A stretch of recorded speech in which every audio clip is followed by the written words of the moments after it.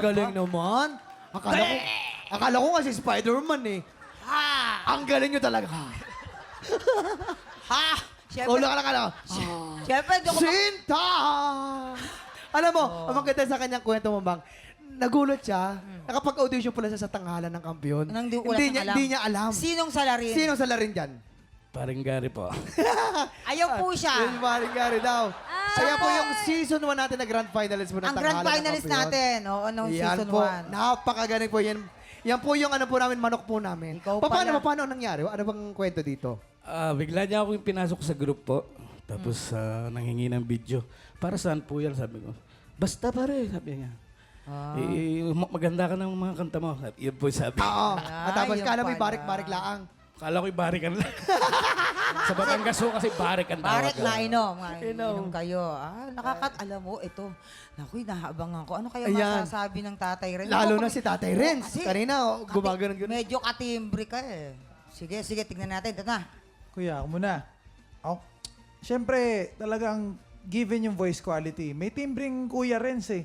Kaya talagang maganda yung voice quality. Very unique. Malaking factor yung kung paano mo i-perform yung song. And talagang ako, nadala ako sa performance mo.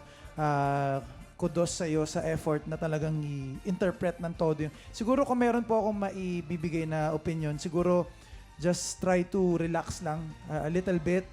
Kasi may mga parts po na medyo na sharp, may yung dynamics din, medyo parang all throughout the song, medyo parang malakas lahat. Siguro ang malaking ingredient yung pag nag-relax and nag-enjoy ka, mas magfo-flow yung dynamics and mas masasapul mo ng more accurately yung tamang notes. Pero again, dun sa voice quality, yung performance, wala po akong masabi. Ang galing nyo. Thank you po. Execution mo, Ivan, wala akong masabi. Yan yung sinasabi ko pag nag-perform, huwag papogi. Tirahin mo ng as is kung ano yung nararamdaman mo. Hindi yung poporma-porma ka.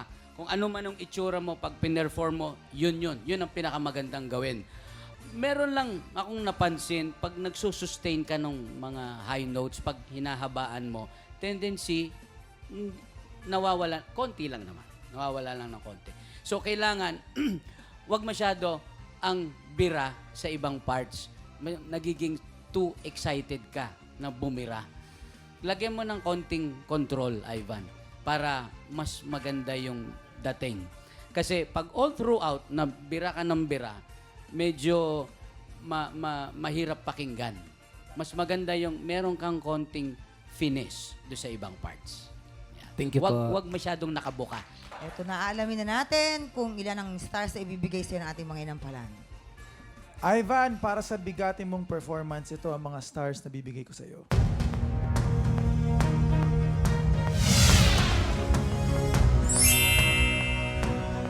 Four stars!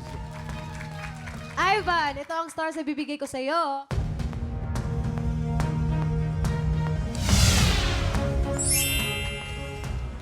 Four stars! Wow, maraming salamat. Mamaya natin ipapakita ang scores ni Papa Renz. Ito, magre-recap muna tayo. So far po si Maki meron ng 6 stars at ikaw naman, Ivan, ay meron ng 8 stars. Ayun. Sinong kaya ang hahamon sa ating kampiyon ngayon? Tutukan yan sa pagbabalik ng tanghalan ng kampiyon dito sa TikTok Live!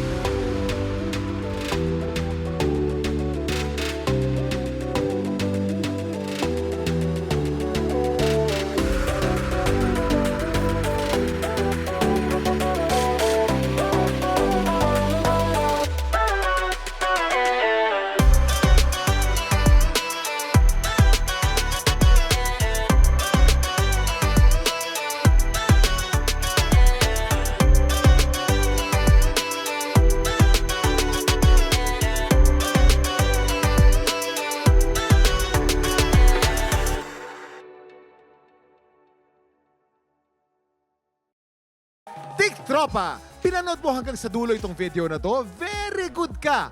For more happy time, watch more TikTok Clock videos on our official social media pages and subscribe to GMA Network official YouTube channel.